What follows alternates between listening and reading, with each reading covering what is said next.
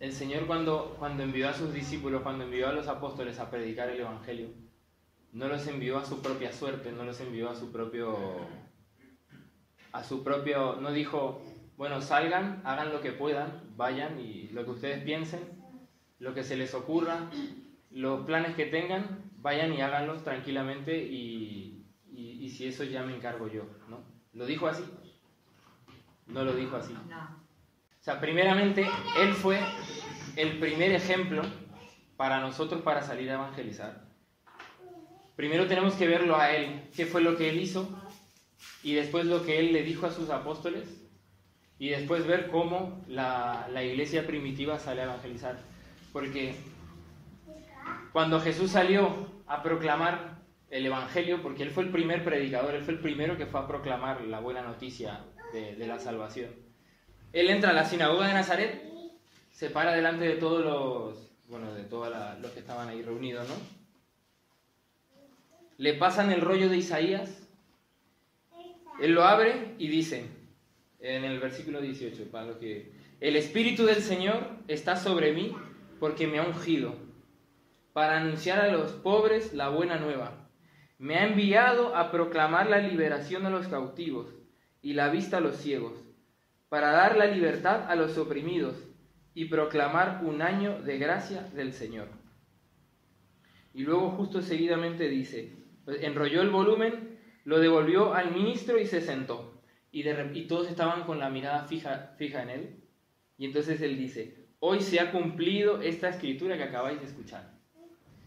Primeramente lo dice por él, porque hoy se ha cumplido porque él vino a traer la liberación, él vino a sacar, a dar vista a los ciegos, él vino a desatar las ataduras, a devolver la audición a los sordos. Pero ese hoy que lo dijo allí, también lo dice aquí, hoy.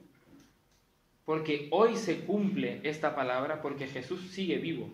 Jesús está vivo.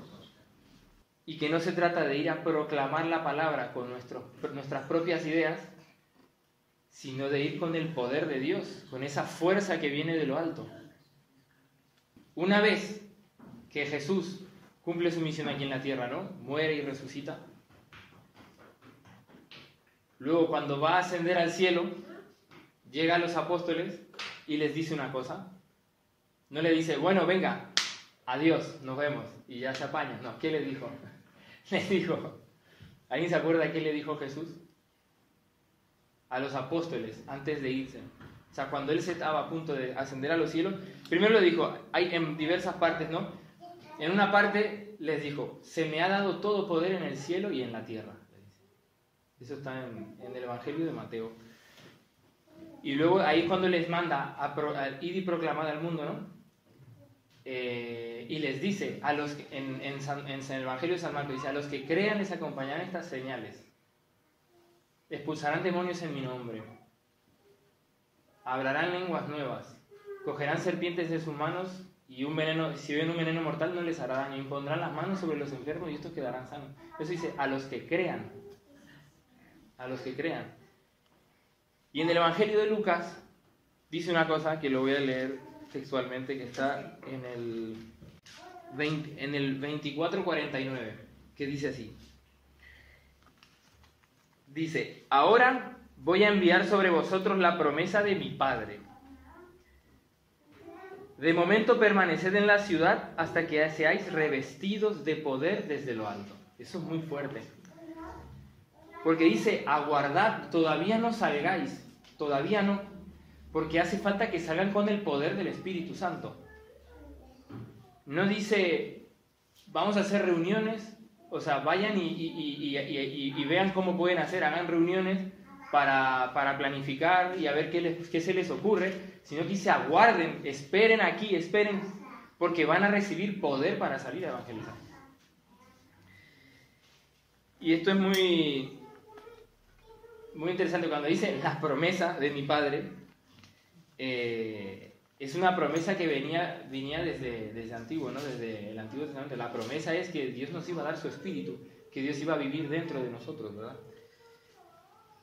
A mí me acuerdo de no sé si saben cuando el pueblo de Israel salía de Egipto y estaban empezando a quejarse, ¿no? de que había como, bueno, tenemos mucha hambre, este maná que nos está dando no nos gusta, no sé qué, ¿no?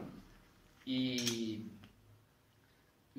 entonces se quejan a Moisés y Moisés dice, a ver, y le pide, Señor, dame por favor una ayuda, yo no puedo llevar esto solo, estoy como muy agobiado, no sé, este pueblo es muy complicado, ¿no? Y entonces le dice, pues reúne a 70 ancianos y yo voy a tomar una parte del espíritu que he puesto en ti y se lo voy a dar a los 70 ancianos. Y él, bueno, se reúnen todos y entonces empieza la oración y de repente empiezan a profetizar. O sea, cuando reciben una efusión del Espíritu Santo, empiezan a profetizar, ¿verdad? Los 70 ancianos. Pero habían dos que se habían quedado en el campamento. Eran dos que se habían quedado en el campamento y también empezaban a profetizar. Y luego se fueron y le dijeron a Moisés, hay también otros dos que están ahí, no están ahí en la tienda, están afuera. Antes dice, recibieron el Espíritu y profetizaron, pero por poco tiempo. Por poco tiempo, luego se les acabó. Y entonces luego, cuando vinieron a Moisés a decirle, es que están profetizando y no, ¿qué les digo? ¿Le decimos que se callen? No. Ojalá llegue un día en que todos profeticen. Ojalá llegue un día en que todos profeticen. Y es muy fuerte porque luego en el profeta Joel dice, llegará un tiempo en que derramaré mi espíritu sobre toda carne. Derramaré mi espíritu sobre toda carne. Llega un momento, y es en que el espíritu estará sobre todos, pero ya para siempre, no solo un poco tiempo, ¿no? Eso es fuerte. Entonces, cuando Jesús dice, aguardad porque vais a recibir la promesa, se está refiriendo al espíritu que iban a recibir para salir con poder para evangelizar. Y entonces, entonces cuando están reunidos, ellos estaban temerosos. Eso es muy, muy fuerte, ¿no? Porque también aquí podemos ver una cosa, y es que no se trata de haber visto a Jesús hacer milagros, sino que se trata de que el Señor te haya dado el Espíritu Santo para salir. Porque ellos habían vivido con Jesús, habían pasado tiempo con Él, habían visto cómo resucitaba a los muertos, habían visto cómo sanaba a los enfermos, pero aún así tenían miedo. A mí me llama mucho la atención, y es lo que yo por propia experiencia me veo un poco en Pedro, ¿no? Pedro, cuando estaba con Jesús en la pasión, tenía mucho miedo, y lo negó 3 veces por miedo. Y yo soy una persona que tengo mucho miedo, entonces me identifico mucho. Entonces a mí me llama la atención qué diferencia hay entre el Pedro que estaba temeroso y negando a Jesús en el Sanedrín, estaba en el Sanedrín asustado y negándole a Jesús, y el Pedro que se paraba delante de los escribas y les acusaba diciendo, vosotros habéis rechazado la piedra angular, vosotros sois los constructores que habéis rechazado la piedra angular. O sea, si antes estaba temeroso y tímido delante de una criada del Sanedrín, ahora se iba y se encaraba al jefe de la sinagoga.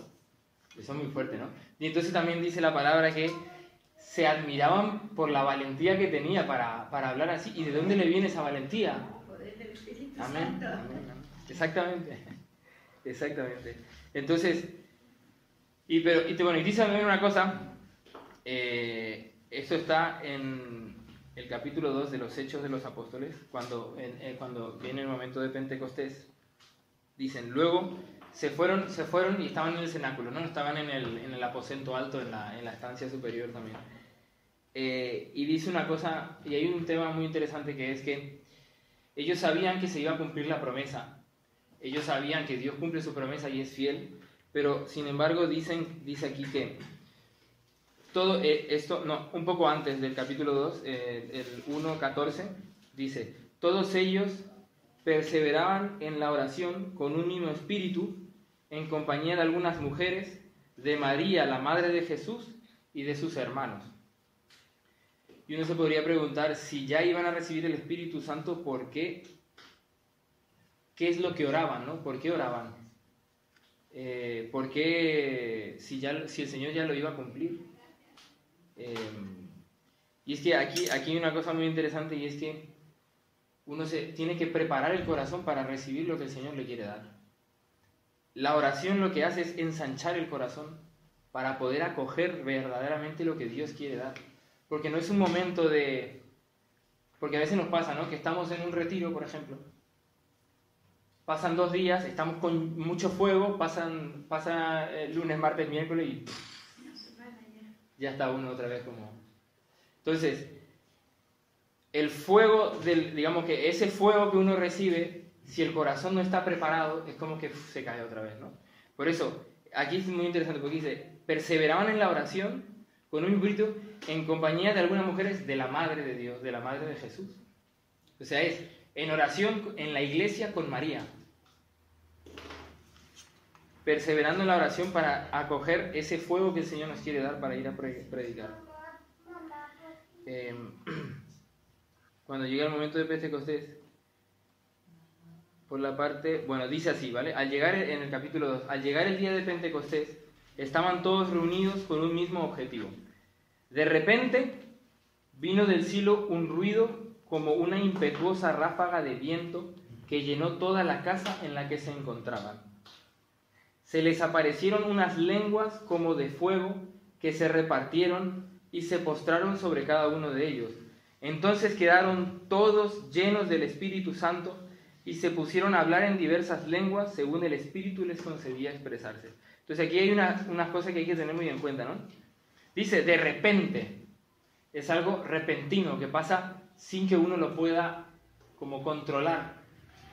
El Espíritu sopla y uno no depende de a veces uno tiene la tendencia a planificar cosas, pero luego el Espíritu hace, ¿no? Se mueve y uno le queda como así, ¿no?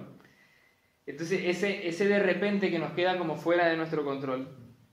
De repente vino del cielo un ruido, y un ruido, esto significa, no es exactamente, es una ráfaga, es algo como que viene fuerte, que está fuera de nuestro control, como dijimos antes. Exactamente. Y que no lo podemos controlar, no es como el aire acondicionado, ¿no? Que el aire acondicionado uno lo tiene, como que lo puede ir modulando un poco a medida, en plan un poquito más, un poquito menos. Hay que cerrar las puertas para que no se vaya la temperatura. Sin embargo, con este viento, pues hay que abrir la puerta para que salga para afuera, ¿no? Y cuanto más se abra, pues más se expande. Y está totalmente fuera de nuestro control. Se les aparecieron unas lenguas como de fuego que se repartieron y se posaron sobre cada uno de ellos. Entonces quedaron llenos del fuego del Espíritu Santo. Entonces ahí lo que pasa también es muy parecido a lo que dijimos antes. Tienen una experiencia fuerte del amor de Dios, porque aquí es algo muy importante y nos pasa mucho, ¿verdad? Que salimos a predicar, salimos a evangelizar, y esta, por ejemplo, también es una experiencia mía. Muchas veces yo estuve hablando de Jesús sin haberlo conocido. Yo mucho tiempo yo era en plan, iba muy kamikaze, siempre ahí, Jesús, Jesús, pero yo tenía como mucha formación intelectual, por así decirlo, sobre Jesucristo, sobre la fe, sobre la iglesia, pero fue un tiempo después cuando realmente experimenté lo que es el amor de Dios. Y es un fuego, uno experimenta la ternura inmensa que tiene Dios con uno mismo, que es una cosa que desborda completamente y que se escapa a lo que puede uno pensar. Y es que es muy fuerte, porque cuando uno no tiene esa vida interior, cuando uno no tiene ese fuego dentro, todo se hace como súper difícil, ¿no?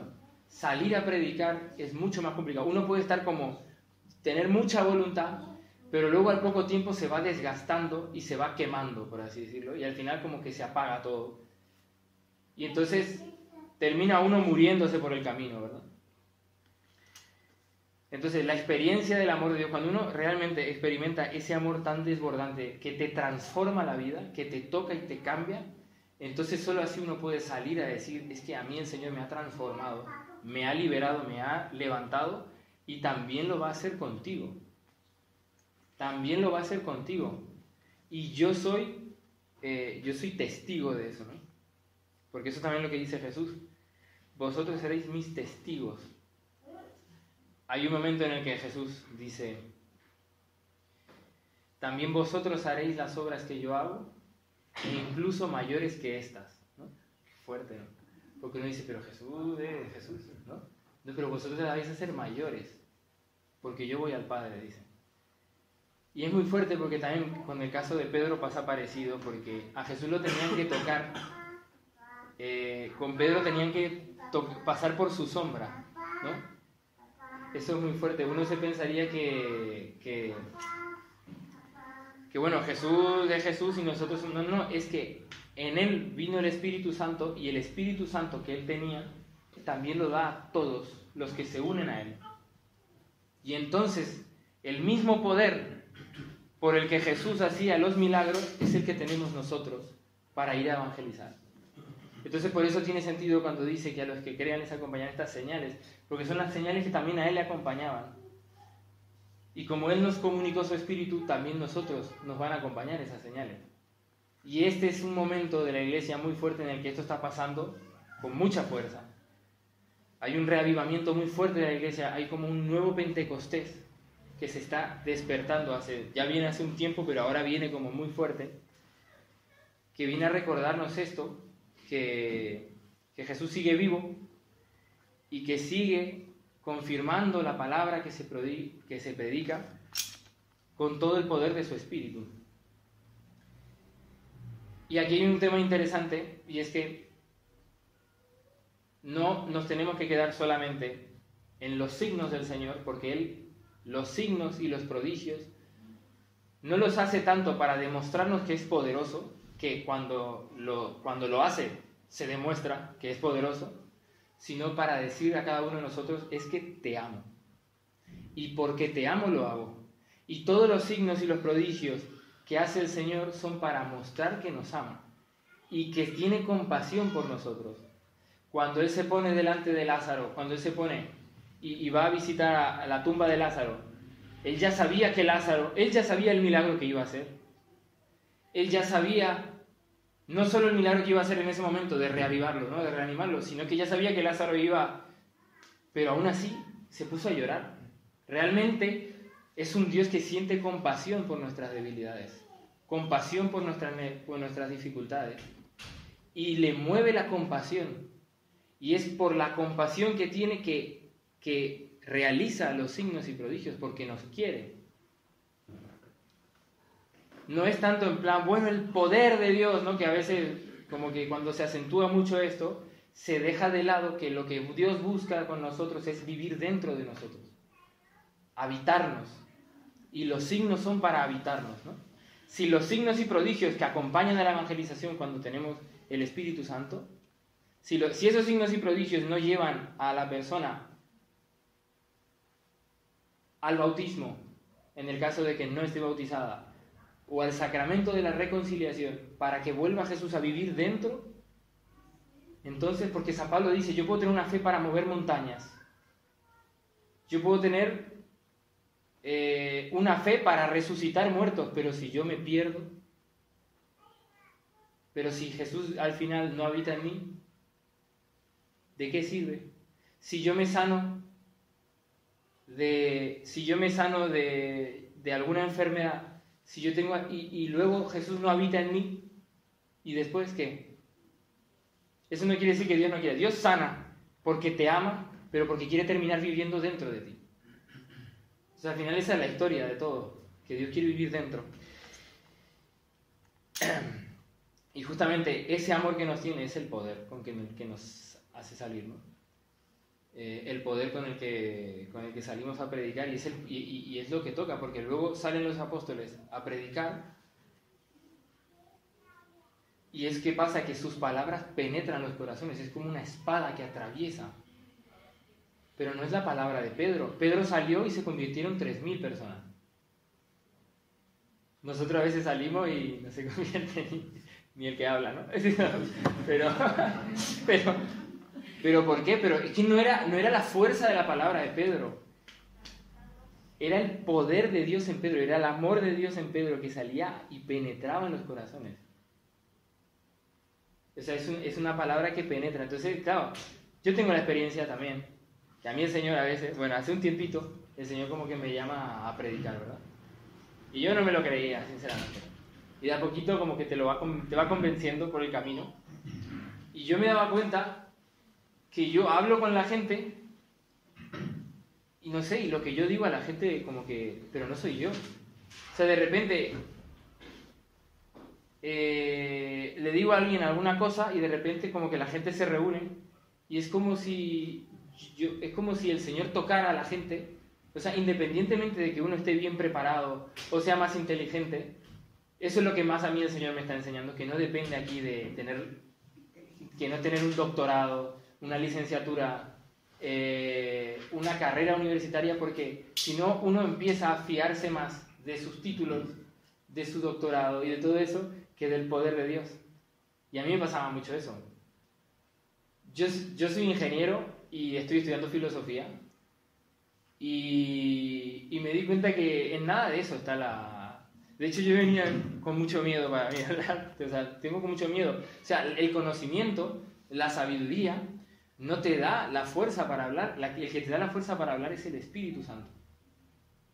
Y a mí hay una lectura que a mí me toca muy especialmente, que está en el capítulo 2 de la primera carta a los Corintios, que dice que yo he venido aquí tímido, con temor y mucho temblor, dice.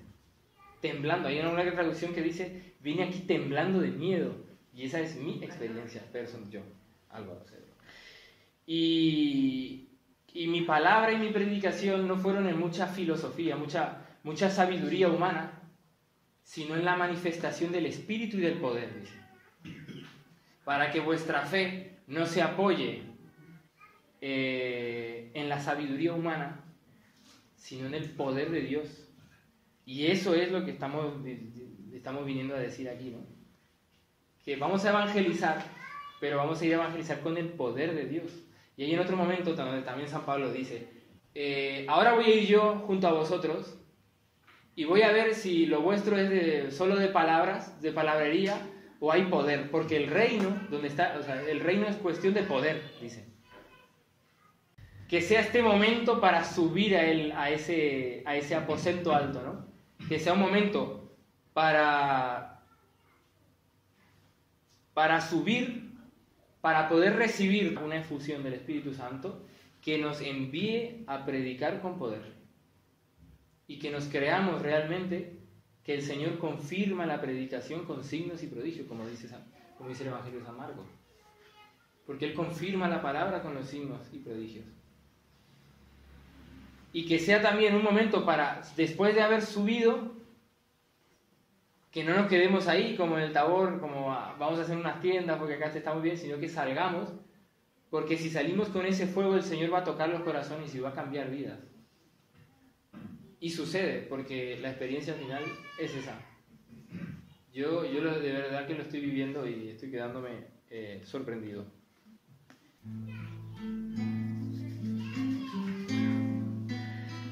Bueno, a mí me gustaría que hagamos una alabanza todos juntos, que podamos alabar, pero con nuestra boca, o sea, no solamente depender de la música, sino que realmente nosotros alabemos al Señor, porque en la alabanza, o sea, el Señor quiere un pueblo de alabanza, y en la alabanza es donde el Señor derrama abundantemente. La alabanza hace que nuestro corazón se ensanche para recibir lo que el Señor tiene para nosotros, ¿no? Entonces, a mí me gustaría que alabemos al Señor. Bendito y alabado sea el Señor. Con tu boca, alaba al Señor con tu boca. Bendito y alabado sea tu nombre, Señor. Gloria a ti. Santo eres, Señor. Bendito sea tu nombre. Ven, Señor. Ven, Señor. Bendito y alabado sea. A un padre le encanta cuando sus hijos vienen a abrazarle, a balbucearle, a decirle que le quiere, que es bueno. Entonces nosotros también hagamos eso.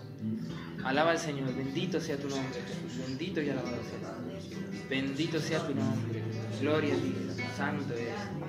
No te canses de alabarle, bendito sea, Señor, gloria a ti. Bendito y alabado sea, Señor. Ensancha nuestro corazón, Señor. Queremos abrir nuestro corazón para que derrames tu Espíritu Santo, Señor. Bendito y alabado sea tu nombre, Señor. Gloria a ti, gloria a ti, gloria a ti, Señor. Gloria a ti. Bendito y alabado sea tu nombre, Señor.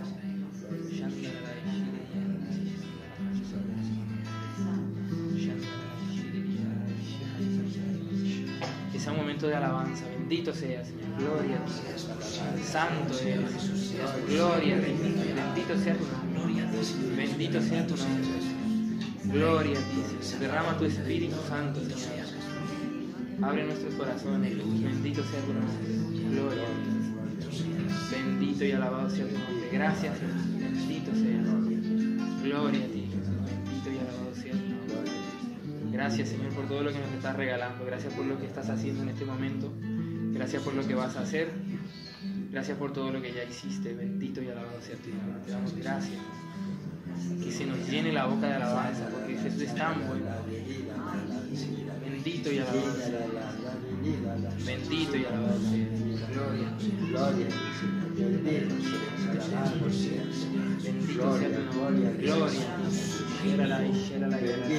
sea tu nombre. Gloria.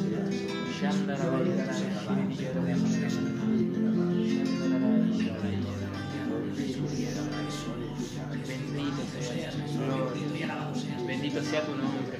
Gloria. Santo, santo, santo. Bendito sea. Bendito y alabado sea.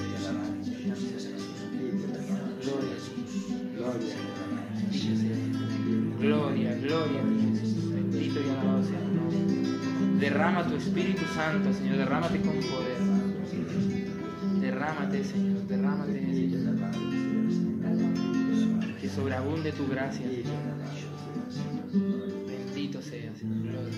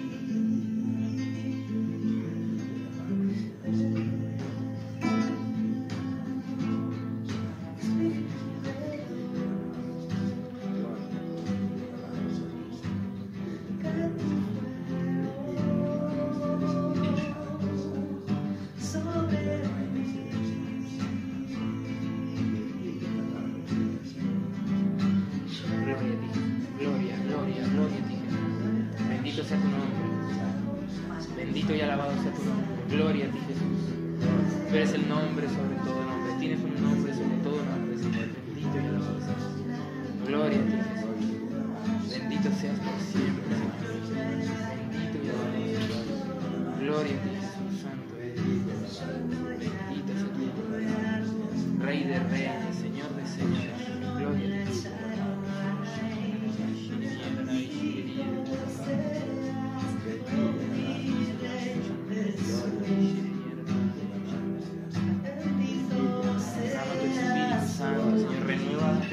Renueva tu iglesia. Danos un fuego nuevo, Señor, un viento nuevo. Bendito sea tu nombre. Gloria a ti.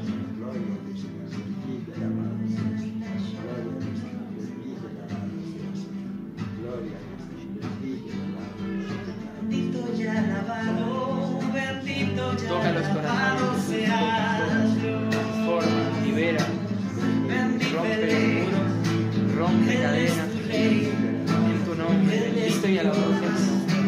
Gloria a Dios. eres mi Dios, eres mi Rey, mi Salvador. Gloria a ti, Jesús. Bendito sea tu nombre. Gloria a ti, Jesús.